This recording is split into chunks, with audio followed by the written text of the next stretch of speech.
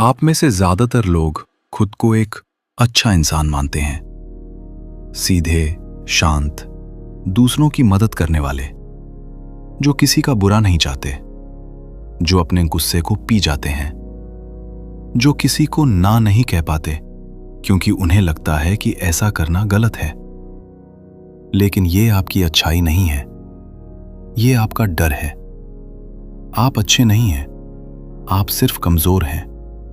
और इस कमजोरी को छिपाने के लिए आपने अपने चेहरे पर शराफत का एक ऐसा मुखौटा पहन लिया है जो धीरे धीरे आपके असली वजूद को निगल रहा है। आप जितने ज्यादा सीधे बनने की कोशिश कर रहे हैं, अंदर से उतने ही खोखले, फ्रस्ट्रेटेड और गुस्सैल होते जा रहे हैं। वो गुस्सा, वो जलन, वो नफरत जो आप रोज अपनों से, दोस्तों से या इस समाज से छुपाते हैं, वो कहीं गायब नहीं होती। वो आपके अंदर एक गहरे, काले तहखाने में जमा हो रही है। और यही छिपा हुआ अंधेरा एक दिन आपको इस कदर तबाह करेगा कि आपको संभलने का मौका तक नहीं मिलेगा। महान मनोवैज्ञानिक कार्ल जंग ने एक बार कहा था कि कोई भी इंसान तब तक रोशनी का एहसास नहीं कर सकता जब तक वो अपने अंदर के अंधेरे को न जान ले। लेकिन हमारी दिक्कत ये है कि हम उस अंधेरे को देखना ही नहीं चाहते। हम डरते हैं खुद से। हम डरते हैं उस सच से जो शीशे के पीछे छिपा है। इस वीडियो को बनाने का मकसद आपको कोई कॉन्सोलेशन देना नहीं है। न ही मैं यहां आपको कोई सस्ता मोटिवेशन देने आया हूं जो 2 मिनट के लिए आपका खून गर्म कर दे और फिर आपको उसी लाचारी में छोड़ दे। मैं यहां आपको उस सच से मिलाने आया हूं जिसे देखने की हिम्मत हर किसी में नहीं होती। अगर आप में अपने अंदर के उस राक्षस का सामना करने का हौसला है तो ही आगे सुनना, वरना स्क्रीन बंद कीजिए और अपनी उस झूठी, शांत दुनिया में लौट जाइए जहां आप खुद को धोखा दे रहे हैं। हम एक ऐसे समाज में रहते हैं जहां बचपन से ही एक खास किस्म की कंडीशनिंग की जाती है। गुस्सा मत करो, जलन मत रखो, अपनी इच्छाओं को मारना सीखो। जो त्याग करता है वही महान होता है। हमें अच्छा बनने की एक ऐसी अंतहीन रेस में दौड़ा दिया जाता है जिसका कोई अंत नहीं है। लेकिन इस रेस में दौड़ते दौड़ते हम ये भूल जाते हैं कि हम इंसान हैं, कोई रोबोट नहीं। सोचिए, आखिरी बार कब हुआ था जब किसी ने आपके साथ बदतमीजी की थी और आपने सिर्फ इसलिए कुछ नहीं कहा क्योंकि आप कोई तमाशा नहीं चाहते थे? कब ऐसा हुआ था कि आपके काम का क्रेडिट कोई और ले गया और आप अंदर ही अंदर घुटते रहे लेकिन बाहर मुस्कुराते रहे? इसे लोग मैच्योरिटी कहते हैं, मैं इसे मानसिक गुलामी कहता हूं। आप जिसे अपनी सहनशीलता समझ रहे हैं वो असल में आपकी रीढ़ विहीनता है। आप डरते हैं कि अगर आपने अपनी आवाज उठाई, अगर आपने अपना असली रूप दिखाया तो लोग आपसे दूर हो जाएंगे, आप अकेले पड़ जाएंगे। और इसी अकेलेपन के डर से आप रोज अपने आत्मसम्मान का सौदा करते हैं। कार्ल जंग ने इंसानी दिमाग के इस पूरे खेल को समझने के लिए 2 बहुत ही गहरे शब्दों का इस्तेमाल किया था, पर्सोना और शैडो। पर्सोना यानी वो मुखौटा जो आप सुबह उठकर अपने चेहरे पर लगाते हैं ताकि ये दुनिया आपको पसंद कर सके। ये आपका वो हिस्सा है जो सभ्य है, जो कायदे कानून मानता है, जो हर किसी से तमीज से बात करता है। लेकिन इस पर्सोना के ठीक पीछे दिमाग के सबसे गहरे और अंधेरे कोने में वास करती है आपकी शैडो, आपका शैडो सेल्फ। ये आपकी परछाई है, वो हिस्सा जिसे आपने खुद से भी छुपा कर रखा है। इसमें वो सारा गुस्सा है जो आपने कभी जाहिर नहीं किया। इसमें वो जलन है जो आपको किसी की कामयाबी देखकर हुई थी। इसमें वो क्रूरता है जो आप उस इंसान के साथ करना चाहते हैं जिसने आपका दिल दुखाया था। इसमें वो तमाम अजीब और डरावने ख्याल हैं जिन्हें अगर आज समाज के सामने रख दिया जाए तो लोग आपको पागल या मुजरिम घोषित कर दें। हम सब इस शैडो को दबाने में अपनी पूरी जिंदगी लगा देते हैं। हमें लगता है कि अगर हम इसके बारे में बात नहीं करेंगे, अगर हम इसे अनदेखा करेंगे तो ये खत्म हो जाएगी। पर सच्चाई इसके बिल्कुल उलट है। जंग का एक बहुत ही मशहूर वाक्य है, जब तक आप अपने अचेतन को सचेतन नहीं बनाएंगे, वो आपकी जिंदगी को चलाएगा और आप उसे किस्मत कहेंगे। आप जिस चीज को अपनी किस्मत मानकर बैठ जाते हैं कि मेरे साथ ही ऐसा क्यों होता है, वो असल में आपकी दबाई हुई शैडो का नतीजा होती है। आप जिस राक्षस को अपने अंदर के तहखाने में बंद रखते हैं, वो वहां मरता नहीं है। वो वहां अंधेरे में बैठकर और बड़ा और खूंखार होता जाता है। वो भूखा है, वो बाहर आने का इंतजार कर रहा है, और जितना ज्यादा आप उसे दबाएंगे, उसके बाहर आने का तरीका उतना ही भयानक होगा। सोचिए उस इंसान के बारे में जो जिंदगी भर बहुत सीधा रहा, जिसने कभी किसी से ऊंची आवाज में बात नहीं की, जो हर किसी की मदद के लिए तैयार रहता था। अचानक एक दिन खबर आती है कि उस इंसान ने कुछ ऐसा कर दिया जिसकी कोई कल्पना भी नहीं कर सकता था। उसने किसी पर जानलेवा हमला कर दिया, या वो किसी बहुत बड़े एडिक्शन का शिकार हो गया, या उसने खुद को ही खत्म कर लिया। लोग हैरान हो जाते हैं। वे कहते हैं, वो तो इतना अच्छा इंसान था, उसे अचानक क्या हो गया? उसे अचानक कुछ नहीं हुआ। ये उस राक्षस का विस्फोट था जिसे उसने सालों से अपने अंदर पाल रखा था। जब दबाव हद से ज्यादा बढ़ जाता है तो बांध टूटता ही है, और जब वो बांध टूटता है तो तबाही मची है। ये दमन यानी सप्रेशन का सबसे खतरनाक रूप है। जब आप अपनी डार्क साइड को पूरी तरह नकार देते हैं तो आप अपने ही एक हिस्से से कट जाते हैं। आप एक अधूरे इंसान बन जाते हैं, और एक अधूरा इंसान कभी भी मानसिक रूप से मजबूत नहीं हो सकता। वो हमेशा एक अंदरूनी जंग लड़ रहा होता है। वो खुद से ही भाग रहा होता है।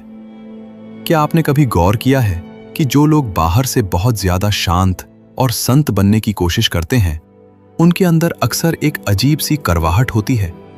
वे दूसरों में कमियां ढूंढने में माहिर होते हैं। वे दूसरों के चरित्र पर उंगली उठाने में सबसे आगे होते हैं। ये क्या है? ये उनकी खुद की शैडो है जो सीधे रास्ते से बाहर नहीं आ पा रही। इसलिए वो दूसरों की बुराई करके अपनी उस दबी हुई गंदगी को शांत करने की कोशिश कर रही है। इतिहास गवाह है कि दुनिया के सबसे बड़े नरसंहार और सबसे क्रूर अपराध अक्सर उन लोगों द्वारा किए गए जो खुद को बहुत आदर्शवादी मानते थे, जिन्होंने एक परफेक्ट समाज बनाने का ख्वाब देखा था।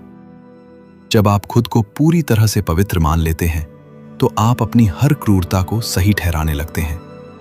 आप भूल जाते हैं कि बुराई आपके बाहर नहीं, आपके भीतर भी उतनी ही गहराई से जड़ें जमाए बैठी है।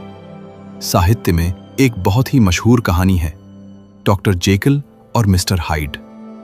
डॉक्टर जेकिल एक बहुत ही सम्मानित, भले और बुद्धिमान डॉक्टर हैं। वे समाज में अपनी प्रतिष्ठा बनाए रखने के लिए अपनी हर दबी हुई इच्छा और गुस्से को छुपा कर रखते हैं, लेकिन वे अंदर ही अंदर थक चुके हैं। इसलिए वे एक ऐसी दवा बनाते हैं जो उनके अंदर के उस बुरे हिस्से को एक अलग शरीर दे सके। और इस तरह जन्म होता है मिस्टर हाइड का, एक ऐसा जीव जो क्रूर है, हिंसक है, जिसके मन में किसी के लिए कोई दया नहीं है। शुरुआत में डॉक्टर जेकिल को लगता है कि वे जब चाहें मिस्टर हाइड को कंट्रोल कर सकते हैं। वे दिन में भले इंसान बने रहते हैं और रात में दवा पीकर अपनी सारी क्रूर इच्छाओं को पूरा करते हैं। लेकिन धीरे धीरे खेल बदल जाता है। मिस्टर हाइड इतना ताकतवर हो जाता है कि उसे अब दवा की जरूरत नहीं पड़ती। वो बिना डॉक्टर जेकिल की मर्जी के भी बाहर आने लगता है, और अंत में वो डॉक्टर जेकिल के पूरे वजूद को ही निगल जाता है। यह सिर्फ एक कहानी नहीं है, ये हर उस इंसान की हकीकत है जो अपनी डार्क साइड से मुंह मोड़ लेता है। आप जितना सोच रहे हैं कि आप सुरक्षित हैं, आप उतने ही बड़े खतरे में हैं। आपकी परछाई आपका पीछा कभी नहीं छोड़ेगी, चाहे आप कितनी ही तेज रोशनी में क्यों न खड़े हो जाएं। तो फिर समाधान क्या है? अगर इस अंधेरे से भागा नहीं जा सकता, अगर इसे दबाने से ये और खतरनाक हो जाता है, तो हम क्या करें? क्या हम सच में राक्षस बन जाएं? क्या हम समाज के सारे नियम तोड़कर क्रूर और हिंसक हो जाएं? नहीं, यही वो मोड़ है जहां ज्यादातर लोग गलती कर बैठते हैं। वे सोचते हैं कि अपनी डार्क साइड को स्वीकार करने का मतलब है एक बुरा इंसान बन जाना। लेकिन कार्ल जंग का समाधान बहुत अलग और बेहद गहरा था। उन्होंने इसे कहा शैडो इंटीग्रेशन।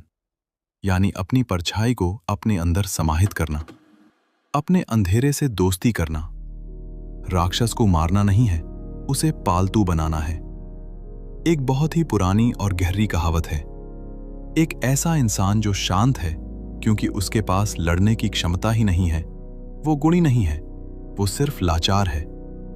असली गुणी वो इंसान है जिसके पास तलवार है, जो काटना जानता है, जिसमें क्रूर होने की पूरी क्षमता है, लेकिन वो अपनी तलवार को म्यान में रखना चुनता है। जब आपके पास ताकत ही नहीं है तो आपकी शांति का कोई मोल नहीं है। वो शांति आपकी मजबूरी है। लेकिन जब आपके अंदर एक शेर छिपा हो, जब आपके अंदर तबाह करने की ताकत हो और फिर भी आप शांत रहना चुनते हैं, तो उस शांति का एक अलग वजन होता है। दुनिया उस शांति का सम्मान करती है, आपकी लाचारी का नहीं। अपनी शैडो को इंटीग्रेट करने का पहला कदम है उसे बिना किसी जजमेंट के देखना। अपने आप से ये झूठ बोलना बंद कीजिए कि आप बहुत पवित्र हैं। स्वीकार कीजिए कि आपके अंदर भी जलन है। स्वीकार कीजिए कि आप भी कभी-कभी दूसरों का बुरा चाहते हैं।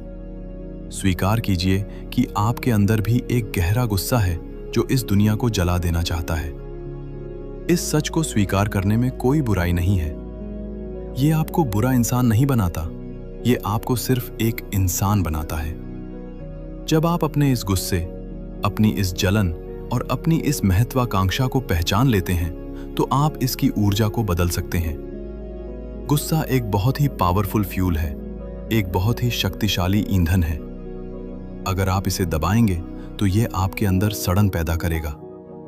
लेकिन अगर आप इस गुस्से को अपने काम में, अपने करियर में, अपने सपनों को पूरा करने में झोंक देंगे, तो यह आपको उस मुकाम पर ले जाएगा जहां पहुंचने की आपने कभी कल्पना भी नहीं की थी। जितने भी महान लीडर्स, आर्टिस्ट्स, इन्वेंटर्स या बिजनेसमैन हुए हैं, वे कोई सीधे साधे मासूम लोग नहीं थे। उनके अंदर एक बहुत बड़ी महत्वाकांक्षा थी, एक ऐसी भूख थी जो लगभग क्रूर थी। वे अपनी बात मनवाना जानते थे, वे ना कहना जानते थे। उनके अंदर एक ऐसी डार्क एनर्जी थी जिसे उन्होंने सही दिशा में मोड़ दिया था। उन्होंने अपनी शैडो को अपनी कमजोरी बनने के बजाय अपनी सबसे बड़ी ताकत बना लिया था। जरा अपने आसपास देखिए, यह दुनिया किसी सीधे इंसान के लिए नहीं बनी है। यहां कदम कदम पर ऐसे लोग खड़े हैं जो आपकी शराफत का फायदा उठाने के लिए तैयार बैठे हैं।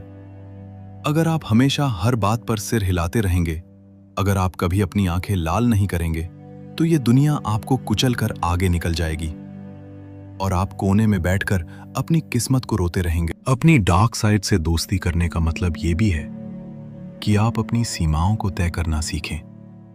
जब कोई आपके आत्मसम्मान पर हाथ डाले, तो आपके अंदर का वो राक्षस जागना चाहिए जो ये साफ कर सके कि इस हद के पार आना मौत को दावत देने जैसा है। आपके अंदर वो खौफ होना चाहिए जो लोगों को मजबूर करे कि वे आपसे बात करते समय अपनी हद पार न करें। भयहीन होना अच्छी बात है, लेकिन थोड़ा खतरनाक होना जरूरी है। अगर आप खतरनाक नहीं हैं, तो आप सुरक्षित भी नहीं हैं। ये सोचना बंद कर दीजिए कि दुनिया बहुत खूबसूरत है और यहां सब आपके भले के लिए सोच रहे हैं। ये एक भ्रम है। असल दुनिया एक जंगल है और जंगल का एक ही नियम है, शिकार करो या शिकार बन जाओ। मैं ये नहीं कह रहा कि आप दूसरों पर जुल्म करना शुरू कर दें। मैं ये कह रहा हूं कि आपके अंदर वो ताकत होनी चाहिए कि कोई आपको शिकार बनाने की सोच भी न सके। अपनी शैडो को अपनाने का मतलब है अपने उस दबे हुए आत्मविश्वास को वापस पाना जो आपने लोगों को खुश करने के चक्कर में खो दिया था। जब आप अपने अंधेरे को स्वीकार कर लेते हैं, तो आप दूसरों की नजरों में अच्छे बनने की चाहत से आजाद हो जाते हैं। आपको फर्क पड़ना बंद हो जाता है कि कोई आपके बारे में क्या सोच रहा है। आप अपने फैसलों के खुद मालिक बन जाते हैं। यह सफर आसान नहीं है। अपने अंदर के उस कमरे का दरवाजा खोलना जहां आपने अपनी जिंदगी की सबसे गंदी और डरावनी चीजें छुपा रखी हैं, बहुत तकलीफदेह होता है। वहां जाने से डर लगता है, लेकिन उस डर का सामना किए बिना आप कभी भी अपनी असली मानसिक ताकत को हासिल नहीं कर पाएंगे। अब फैसला आपके हाथ में है। आप अपनी बची हुई जिंदगी भी उसी मुखौटे के साथ बिता सकते हैं। रोज आईने के सामने खड़े होकर खुद से झूठ बोल सकते हैं कि सब कुछ ठीक है। दूसरों की जी हजूरी कर सकते हैं, उनकी कड़वी बातों को पी सकते हैं और अंदर ही अंदर उस सड़न को बढ़ा सकते हैं जो धीरे धीरे आपको एक जिंदा लाश बना रही है।